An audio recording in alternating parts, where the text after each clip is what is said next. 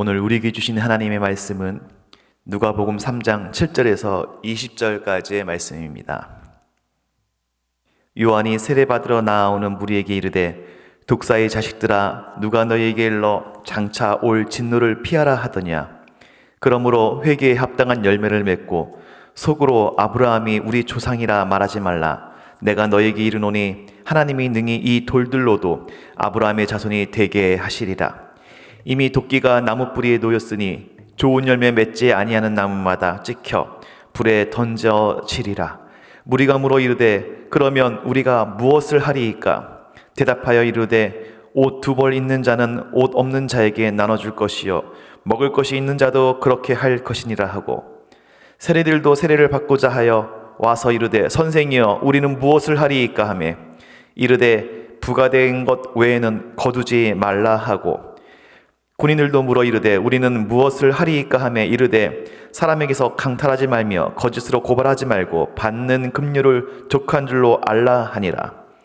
백성들이 바라고 기다림으로 모든 사람이 요한을 혹 그리스도신가 심중에 생각하니, 요한이 모든 사람에게 대답하여 이르되 나는 물로 너희에게 세례를 베풀거니와 나보다 능력이 많으신 이가 오시나니 나는 그의 신발끈을 풀기도 감당하지 못하겠노라. 그는 성령과 불로 너희에게 세례를 베푸실 것이요 손에 키를 들고 자기의 타작마당을 정하게 하사 알곡은 모아 곡간에 들이고 쭉정이는 꺼지지 않는 불에 태우시리라. 또 그 밖에 여러 가지로 권하여 백성에게 좋은 소식을 전하였으나 분봉왕 헤롯은 그의 동생의 아내 헤로데야의 일과 또 자기가 행한 모든 악한 일로 말미암아 요한에게 책망을 받고 그 위에 한 가지 악을 더하여 요한을 옥에 가두니라. 아멘. 이 시간 기도의 자리에 나오신 여러분들을 주의 이름으로 환영하고 축복합니다. 오늘 본문은 세례 요한의 경고의 메시지입니다. 특히 요한이 주는 세례는 회개의 세례였습니다. 회개하는 자들에게 주는 증표로서 세례를 주는 것이었지요. 그러므로 회개의 과정이 없이 단지 세례 예식만 받으러 오는 이들, 그 증표만 받으러 오는 이들, 그래서 그 증표를 받아서 하나님의 심판과 진노를 피할 수 있겠거니 생각하는 그것에만 관심 있는 이들에게 경고를 하고 있는 것이죠. 제가 중학교 때 한 학교에 선배가 있었습니다. 한마디로 그 날라리과였는데 어느 날 제가 다니고 있던 교회에 몇 번 나오더라고요. 그래서 나오다 말겠거니 했는데 계속해서 나오더니만 세례를 받겠다라는 겁니다. 그래서 야, 저 형이 회심했나 보다 생각했는데 실제로 세례를 받았습니다. 축하한다고 하니까 아직까지 그 세례 받은 거 머리가 축축해 하면서 좋아했습니다. 그래서 저는 드디어 이 형이 드디어 교회도 안 빠지고 신앙생활 열심히 하나보다 했는데 정확히 그 다음 주부터 교회에 안 나오더라고요. 한 번도 이후에 볼 수가 없었습니다. 세례 받았으니 됐다, 나 이제 천국 간다 했던 것이죠. 이후에 들은 소문도 그리 좋지가 않았던 것을 기억합니다. 세례는 회개이므로 마음속 생각부터 바꾸려 해야 하는데, 마음속에 시커먼 생각, 얄팍한 계산과 술수는 그대로 있고 외적인 예식만, 세례 증서에만 관심 있다라는 것입니다. 당시 세례 요한 앞에 나오는 이들이 이랬다는 것이지요. 이런 자들에게 요한은 일갈합니다. 이 독사의 자식들아 합니다. 본문 7절 말씀 다시 봅니다. 요한이 세례를 받으러 나오는 무리에게 이르되 독사의 자식들아 누가 너에게 일러 장차 올 진노를 피하라 하더냐. 8절에 연이어서 그러므로 회개에 합당한 열매를 맺고 속으로 아브라함이 우리 조상이라 말하지 말라. 내가 너에게 이르노니 하나님이 능히 이 돌들로도 아브라함의 자손이 되게 하시리라 했습니다. 여러분, 거짓된 욕심으로 세례를 받으러 나오는 무리들에게 세례 요한은 두 가지 표현을 사용합니다. 7절에는 독사의 자식들아 라고 합니다. 또 8절에 보니까 아브라함이 우리의 조상들이라 하는 자들이라는 표현을 씁니다. 왜 저들에게 독사의 자식들이라는 표현으로 경고를 한 것일까요? 그것은 유대인들의 그 선민 사상, 우리는 창세기 12장에 등장하는 믿음의 조상 그 아브라함, 그 유명한 아브라함의 자손들이다라는 의식을 전면으로 반박한 것입니다. 독사는 뱀의 일종이죠. 뱀은 창세기 3장에 에덴에서 아담을 유혹했지요. 요한계시록 12장, 요한계시록 20장에 나오는 뱀은 다 사탄을 가리키는 표현입니다. 즉 독사의 자식들은 성경의 언어에서 가장 부정적인 표현인 것입니다. 또한 세례 요한은 돌들로도 아브라함의 자손이 되게 하신다. 아브라함의 자손과 대비시킴으로 돌은 이방인들이라고 볼 수 있습니다. 이방인들의 자손들을 가리키는 것이죠. 즉 이방인들이 아브라함의 자손, 하나님의 자녀, 하나님의 온전한 백성이 될 수 있도록 하나님께서는 그것이 가능하다라고 말씀해 주고 있는 것이죠. 이 말들을 종합해 보면 유대인들이 지금 이렇게 혼나는 이유가 뭐였지요? 말로는 회개했다고 하면서 회개에 합당한 열매를 보이지 않는 삶을 살기 때문인 것입니다. 그러면 왜 저들은 회개에 합당한 열매를 맺으며 살지를 않을까요?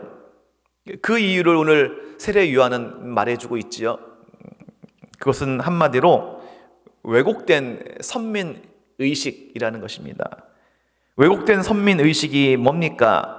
내가 회개에 합당한 열매를 맺지 않아도 아브라함의 자손이니까 자동적으로 구원을 받는다라는 왜곡된 생각을 말하는 것이죠. 올바른 선민의식이라 하면 내가 아무런 자격도 없는데 부족한 죄인인데 하나님의 은혜로 말미암아 구원을 받았다. 이것이 올바른 선민의식이겠죠. 그 의식에 따라서 내가 늘 하나님의 은혜에 감사하며 감격하며 하나님의 자녀다운 삶을 살기를 결단하며 겸손으로 나아갈 텐데 잘난 체 하면서 산다는 것입니다. 그러니 세례 요한은 저들에게 말하기를 니들은 창세기 12장에 나오는 아브라함의 자손에게 앞서서 창세기 3장에 나오는 뱀으로 인해 타락한 죄인들이야 라고 말해주고 있는 것이죠. 이 독사의 자식들아 라는 표현에 담겨있는 내용입니다.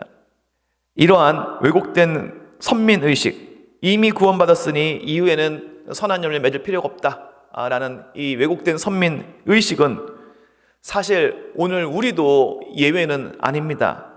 회개하여 그리스도인이 되고 세례를 받고 직분을 받은 이후에도 여전히 삶이 변하는 듯 하다가 변하지 않고 계속해서 세상에서 살던 방식대로 산다면 하나님의 백성이 되는 진정한 회개를 했다고 볼 수 없을 것입니다.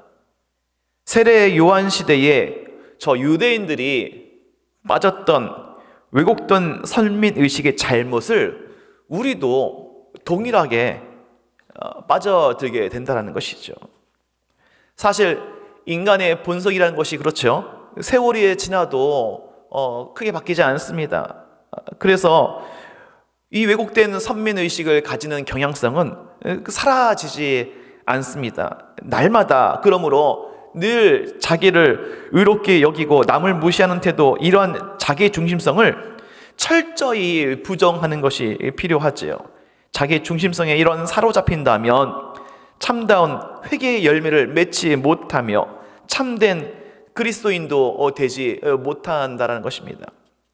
이러한 문제에 빠져 있는 이들에게 곧 심판이 다가옵니다. 오늘 본문 9절 말씀의 표현대로 도끼가 나무 뿌리에 놓인 것처럼 심판이 임박한 것입니다. 그러면 우리는 어떻게 해야 합니까? 이 동일한 질문을 오늘 본문에서도 질문하고 있죠. 10절에 보니까 무리들이 우리가 무엇을 하리이까? 라고 세례 요한에게 물었다고 했습니다. 그때 세례 요한은 10절에서 무리들에게 이렇게 대답합니다. 너희들의 음식과 옷을 나누라라는 것입니다. 12절에서는 세리들이 묻습니다. 우리가 어떻게 하리까? 세례요한이 말하기를 부당하게 세금을 징수하지 말라라고 이야기하고 있습니다. 14절에서는 군인들이 묻습니다. 그러면 우리가 어떻게 하리까? 그때 너희들은 탐욕을 버리고 받은 것을 족한 줄로 알라라고 했습니다. 한마디로 하나님께 진정한 회개를 한 사람은 이웃에게 온전한 사랑을 베풀어야 한다는 것입니다. 이기심과 자기의 이기심과 탐심을 버리고 사랑과 자비를 베풀어야 한다는 것이죠.